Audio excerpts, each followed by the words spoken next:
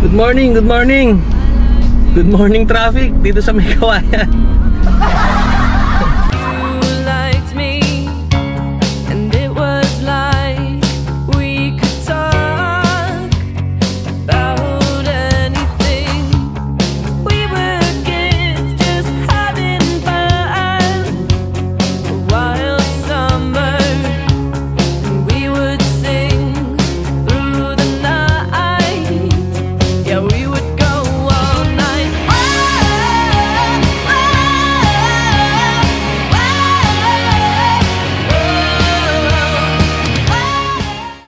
Bago tayo magpatuloy sa ating vlog, ay gusto ko nga po alam munang i-shoutout si Ilocana Vlog. Maraming salamat sa pag-comment. And kay lalong-lalo na kay Sir Jonald Quintana. Maraming salamat sa comment mo, na inspire ako lalo na magpatuloy sa ating ginagawang pag-vlog. And since nakita nyo kanina sa drone shot natin is yung Rizal or yung Luneta Park. So, trivia. Okay. Alam nyo ba na yung mga nagbabantay doon, eh hindi naman si Rizal yung binabantayan nila. Alam nyo kung ano? Yung tala, yung tatlong tala doon sa ibabaw, yun yung binabantayan nila. Kasi ginto yun. Yan. So, baka lang din nyo alam. Wow! And nga pala, since tapos na ang 2024 and welcome 2025 na, is naisipan ko na baka sakaling pwede, pangarap ko kasing magka-drone. Yan. So gusto ko kasi magka-drone, kaya lang hindi pa napapanahon. Kumbaga marami pang mas mahalaga or importanteng bagay na dapat nating pagtuunan nung kinikita natin. Although isa sa mga happiness ko talaga yan na magkaroon ng drone para mapakita ko talaga sa inyo kung nasaan ako, yung ganda ng view. Ang sarap kasing i-appreciate, diba? So dahil wala pa tayong budget para sa drone at di pa natin kaya, nag-search ako sa YouTube lang din ng mga vlogger or nagdo-drone din na ino-offer naman nila na gamitin yung mga drone shots nila, basta i-credit lang sila. So ayun, so starting from now, from this vlog, or I think, hindi ko alam kung meron ako mailalagay dito sa mga last 2 videos pa na i-edit ko, is take time naman din to subscribe and like din yung mga drone shots nung mga nakita ko sa YouTube. Although mga 4 years or 2 years ago na yung mga nakita ko, gagamitin natin yun sa mga vlogs natin. And konting tulong naman na din sa kanila. Make sure na like nyo rin yung drone shots nila, and subscribe nyo din sila. Same din, ganun din ang gagawin ko. And I'm gonna give them credits sa comment section natin. Yun. Ano man, walang dati pa sana ginawa yun. Pwede nga pala yun. So yun, ano lang ba, konting pabor lang ba. Siyempre kasi sa kanila talaga yun, mga videos na yun, yung mga drone shots na yun. And hindi talaga kasi biro na magkaroon ng drone. So yun. At syempre bago tayo tumungo dun sa ating vlog for today, so nakita niyo naman siguro sa title, kailangan ko munang magmadali papasok sa trabaho kasi time to make a living muna. Yan, so kailangan ko makarating sa aking trabaho bago mag-lunch kasi yun ang aking agenda for today. Kaya bago tayo mag-stealth camping, time to make a living muna. Let's go!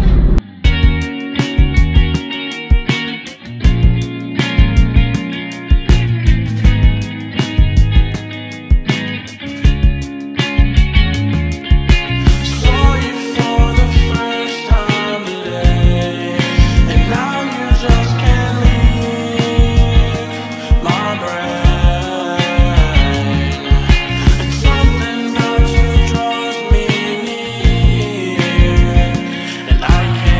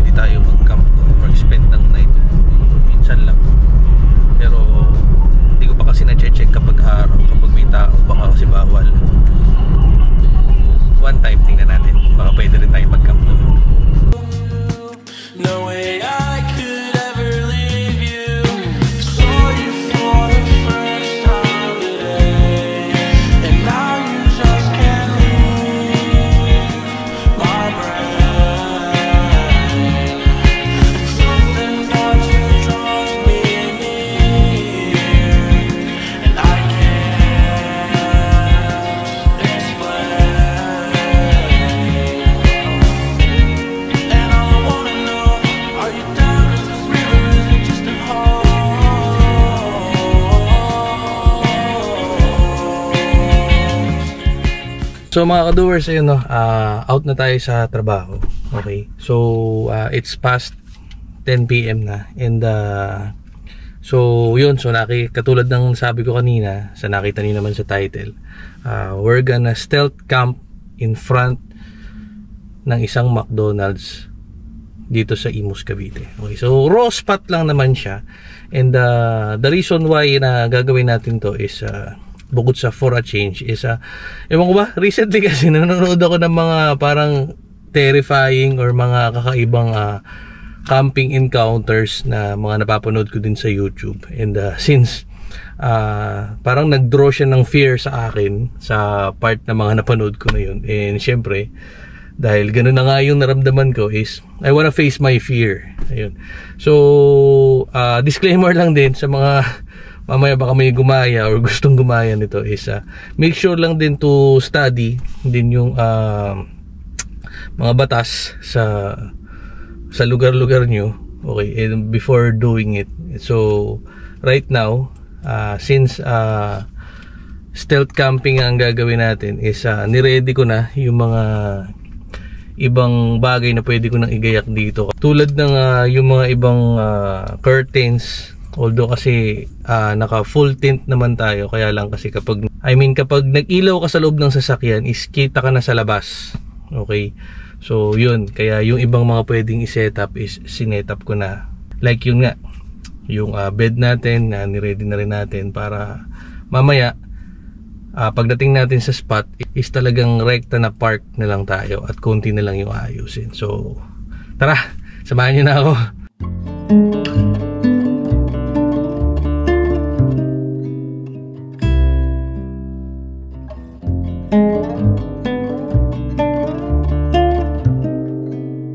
So dito tayo mga ka-doers, no? Ito yung McDonald's.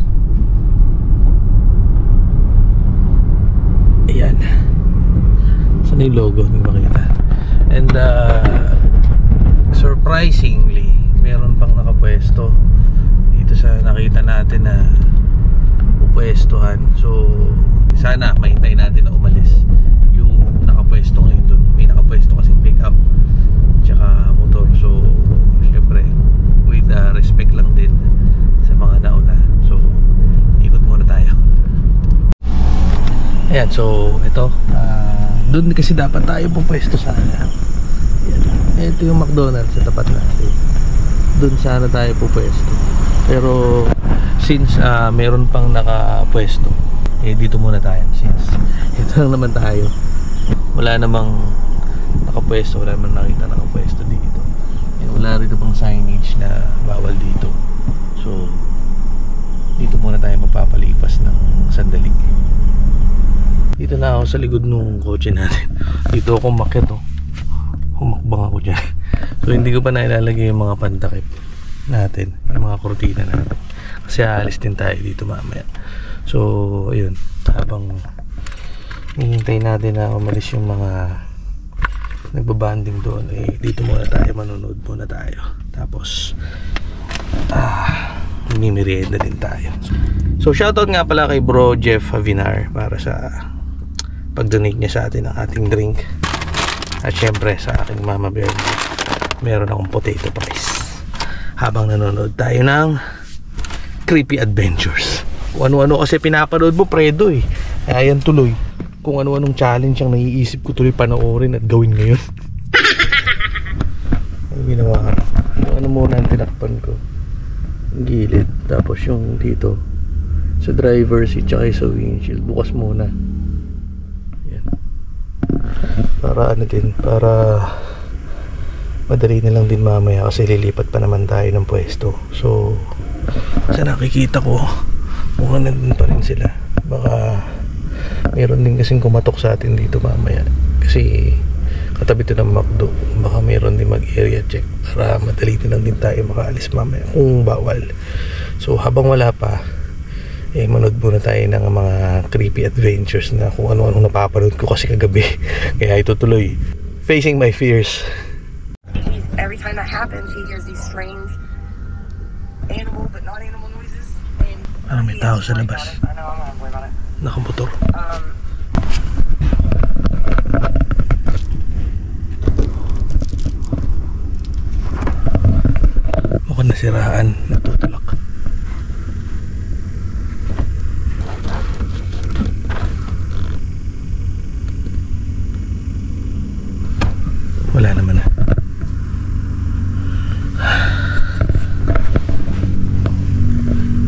tuloy ang panonood, tsaka syempre kain na muna, tsaka konting inom.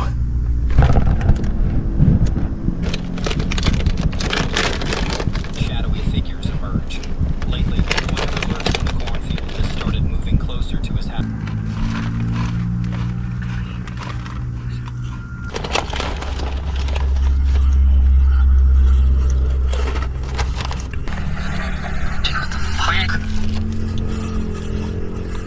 Watching her, bracing herself, she presses on.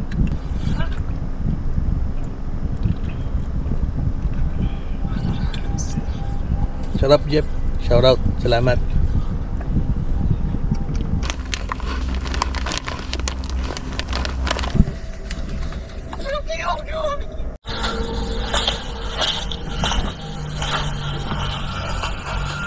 Despite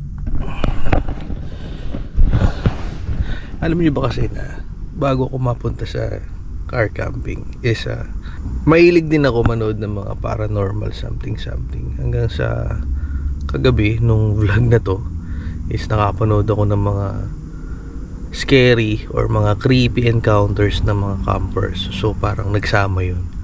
So ayun, kaya tuloy napunta dito. Ayan. Ako pa naman ang hilig kong i-face or i-conquer yung mga fears ko, kaya ayan, ito tuloy. Napunta tuloy tayo dito. Pero at least nagiging aware tayo sa mga bagay na dapat nating iwasan or ingatan. Kasi nga, alay, ito na yung buhay natin eh. Campers na ako eh. And yung mga nangyayari na yun sa mga napapanood ko is posible nang mangyari din sa atin. Kaya ayun, ready lang ba kumbaga.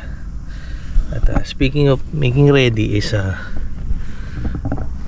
hindi pa rin natitinag yung nakapwesto dun sa pupwestohan sana natin.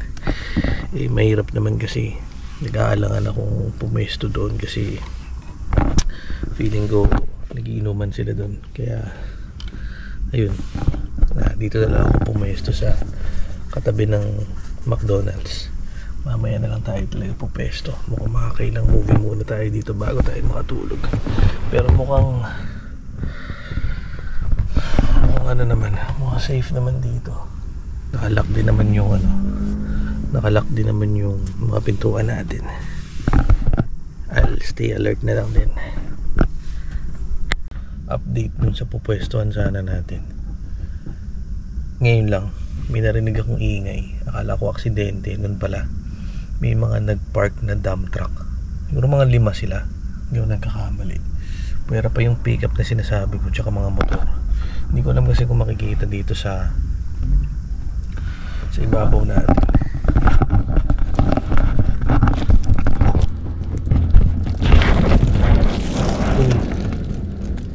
Dito sila eh. Tuto ko dito. Ayan. Oo. Hindi ko alam kung makikita sa video, pero mukhang dito yata, dito na tayo makakapag-spend ng time dito sa pwesto natin na to. Pero titingnan ko pa rin mamaya. Ang problema ko kasi it's 11:04 na, so kailangan ko rin kasi mag-rest. Pero titingnan natin, papakiramdaman natin kung kaya pa. Kung hindi, dito na tayo mag-i-spend ng night natin.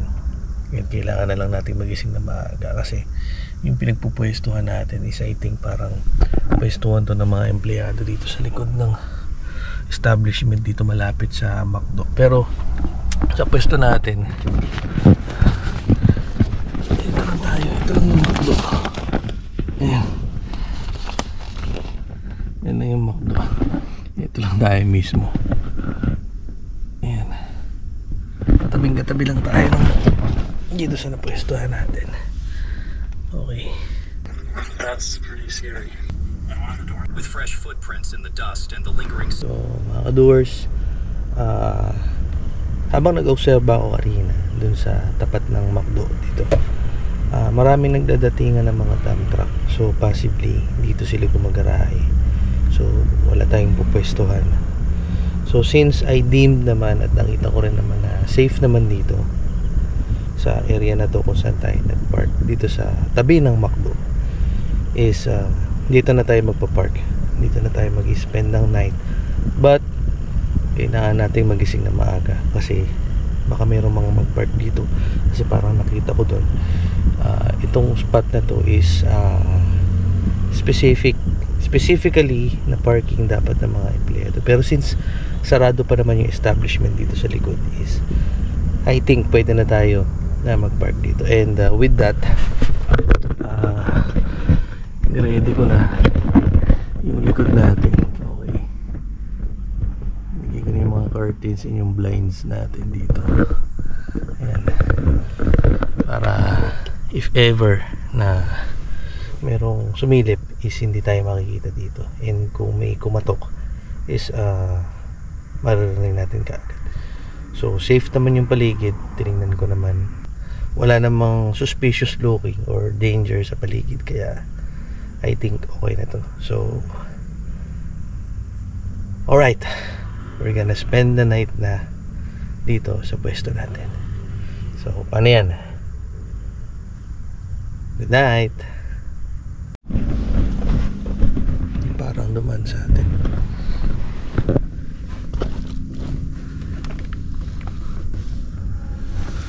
Parang duman sa akin ang motor.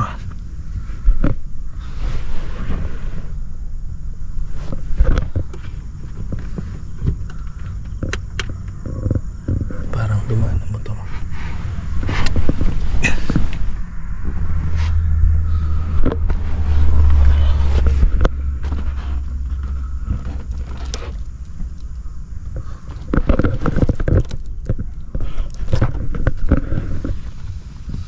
Yung motor na nakapark kanina dun sa tapat ko, wala na. Pero parang may duman dito sa gilid ko kanina.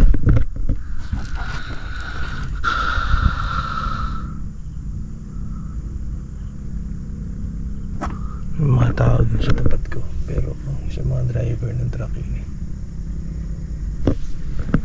Duman. Hindi naman tayo sinita, pero pagising-gising tayo dito sa pwesto natin.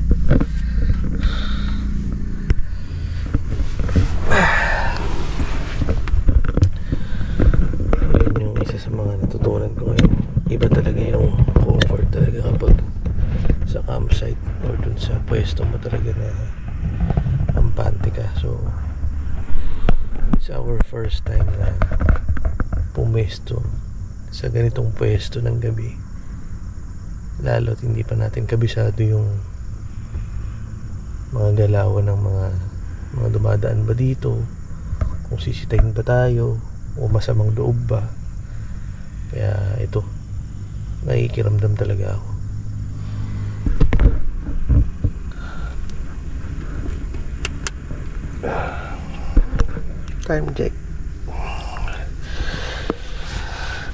Time check is 6:20 na.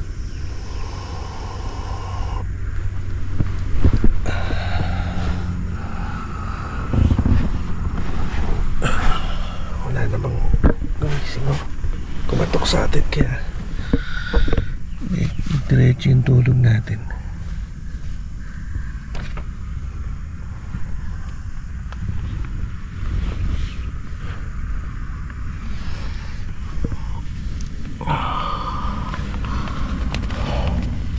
Okay.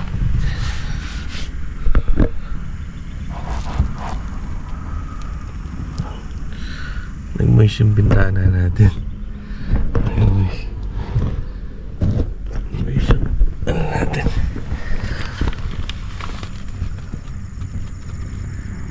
So ito si McDonald's.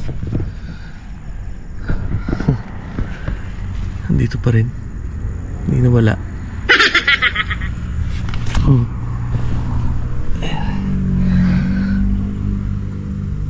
Nice din.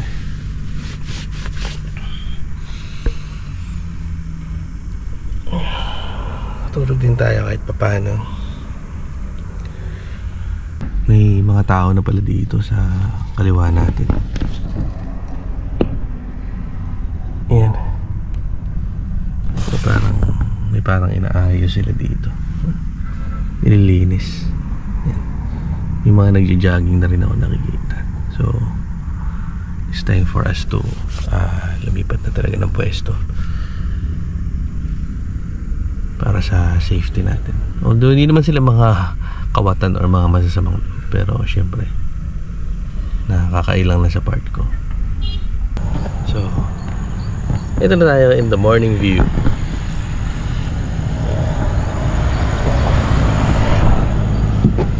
Ito yung paligid natin. Ano pala to? Imus Grandstand. Ayan. Anong establishment to eh. Ito pala yung paligid natin. Ano pala to? Parang pinagjajagingan. Ang daming dito. Ang dami tumatakbo pala dito. Hindi ko alam kung may bayad yung loob nito. Dito yung pupwestuhan dapat natin kagabi. Dito dapat tayo pupwesto. Kaya lang yung mga dump truck nagsilipatan na.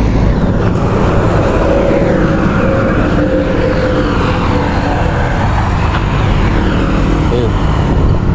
So ito dapat tayo. Dito tayo nakapwesto. Yan. Ayos.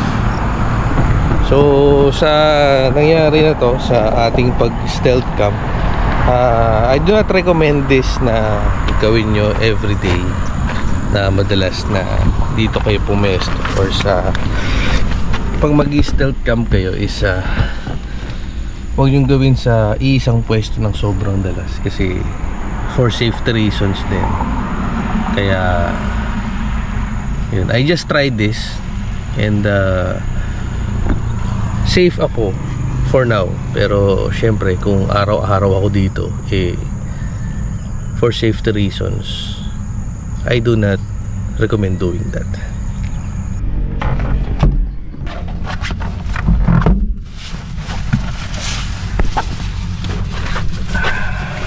Good morning, Imus. May dumating dito, mukhang magsiset up din siya.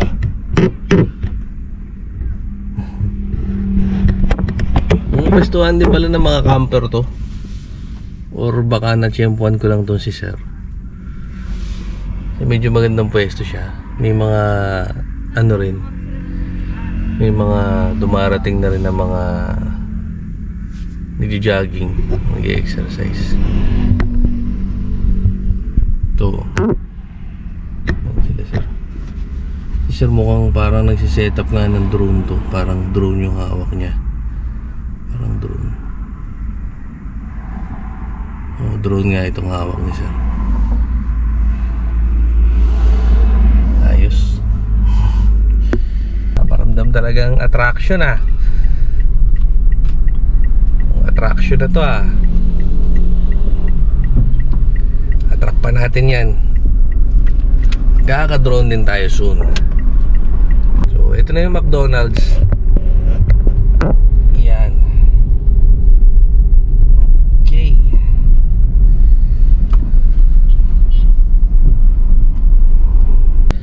Nag-park tayo overnight. Stealth camping, hindi mismo dito sa kasi parang ito may parking guideline sa likod ko. Yun, so nakalagay dito is 2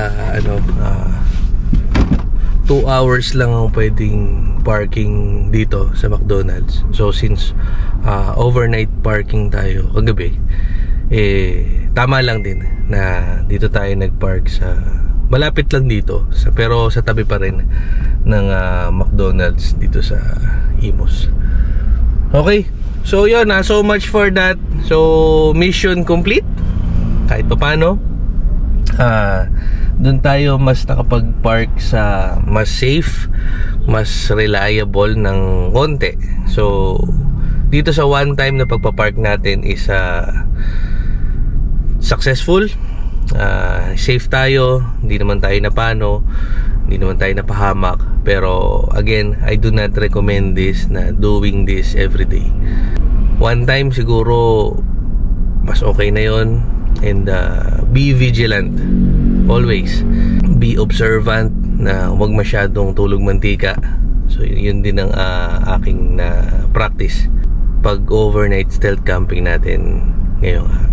And life lesson dito sa nagawa natin, siguro minsan yung mga bagay-bagay na nagpapakomplikado minsan sa sitwasyon natin is minsan yung sarili nating isipan din. Sa mga napapanood natin, sa mga nakikita natin, sa mga iniisip natin, at sa mga bagay-bagay na hinahayaan natin na maimpluwensyahan yung isipan natin to the point na tayo rin yung nahihirapan na matakot kasi hinahayaan natin na yung mga napapanood natin is tayo mismo yung maapektuhan. So yun lang naman. Good morning dito sa McDonald's, Imus, Cavite. Hope, humility, happiness. For the doers, peace out.